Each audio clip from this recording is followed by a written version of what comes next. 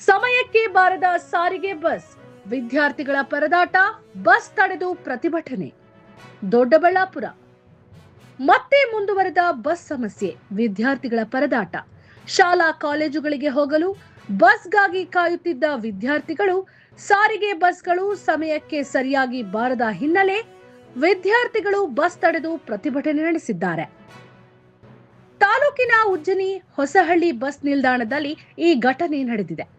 ಪ್ರತಿನಿತ್ಯ ಬೆಳಗ್ಗೆ 8 ಗಂಟೆಗೆ ಉಜ್ಜನಿ ನಿಲ್ದಾಣಕ್ಕೆ ಬರಬೇಕಾಗಿದ್ದ ಬಸ್ ಇಂದು 9 ಗಂಟೆಗೆ ಬಂದಿದ್ದು ವಿದ್ಯಾರ್ಥಿಗಳ ಆಕ್ರೋಶಕ್ಕೆ ಕಾರಣವಾಗಿದೆ.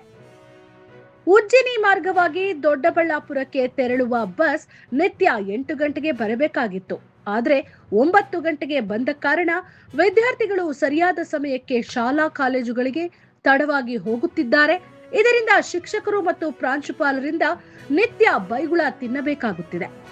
ಈ ಮಾರ್ಗದಿಂದ ಸುಮಾರು 3 ಬಸ್ಗಳಷ್ಟು ವಿದ್ಯಾರ್ಥಿಗಳು ದೊಡ್ಡಬಳ್ಳಾಪುರಕ್ಕೆ ಬೇರೆ ಬೇರೆ ಶಾಲಾ ಕಾಲೇಜುಗಳಿಗೆ ತೆರಳುತ್ತಿದ್ದಾರೆ.